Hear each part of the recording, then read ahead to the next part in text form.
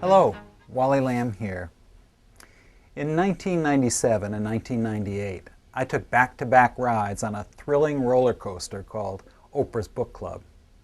But by 1999, the ride was over, and there I sat once again before the blank page in search of new characters and the stories that they had to tell me.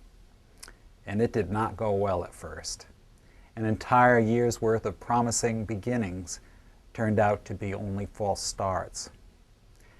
I had a waiting readership, I had a book contract with a deadline, and I had no story. And in the midst of this creative drought, I agreed to teach a writing seminar at the Tennessee Williams Festival in New Orleans. It was my first visit to that city, and I mostly avoided the conference schmoozing in favor of walking the streets alone.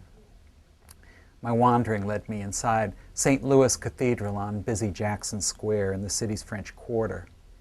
The cavernous church was empty, I remember, and in my forlorn state I lit a candle and then knelt and prayed to, well, I don't know who exactly. The muse, the gods, the ghost of Tennessee Williams. Whoever or whatever you are, I said, please let me discover a story. My wife and I have 3 sons, and at the time of my New Orleans trip, they were a college freshman, a high school freshman, and a 3rd grader. Shortly after I returned home, our 3rd grader carried home from school a praying mantis egg case, a science experiment that had failed because the insects had never hatched. And somewhere around that time, out in Colorado, shots rang out at Columbine High School. And my office telephone rang too. The librarian at a nearby women's prison was calling. There had been 2 suicides, she said, and other attempts. The staff was struggling to counteract despair with hope.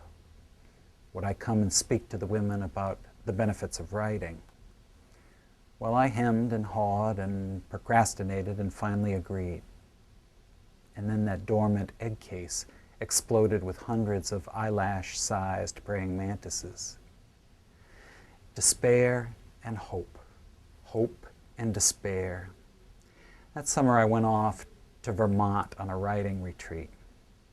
A mentor of mine, a writer named Gladys Swan, had once given me invaluable advice that has served me well ever since.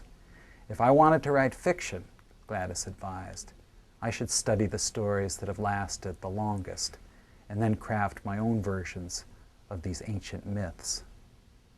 And so up in Vermont, I reread for the umpteenth time Joseph Campbell's The Hero with 1,000 Faces, and I began in earnest The Hour I First Believed, a story that came to me at the nexus of my tears for the Columbine victims, my work with the women of York Prison, the hatching of hundreds of praying mantises, and my return to the wellspring of ancient myth.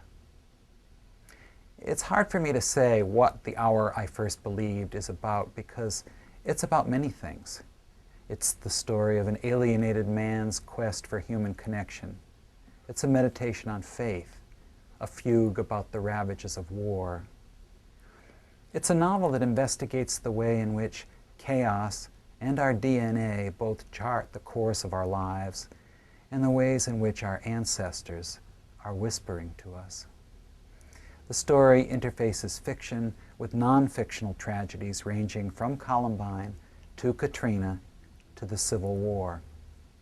Mark Twain and Morley Safer and Miss Rheingold Beer all make cameo appearances, as do some of the characters that populated my previous 2 novels. I had the title before I had Calum Quirke's story, and that title was the carrot before the horse, me being the horse. What did Calum come to believe? And at what hour did that happen? It took me 9 years to find out. And within those 9 years, the ground has shifted beneath us all. The Twin Towers fell, and America's response was the shock and awe of war. Other shooters killed the innocent at other campuses, and the levees gave way in New Orleans. That third grader of ours is 17 now, a boy on the verge of manhood. His two older brothers are men in their 20s who now teach the storm-battered kids of New Orleans. When I visit them there, I make it a point to return to St. Louis Cathedral, where my latest novel just may have begun.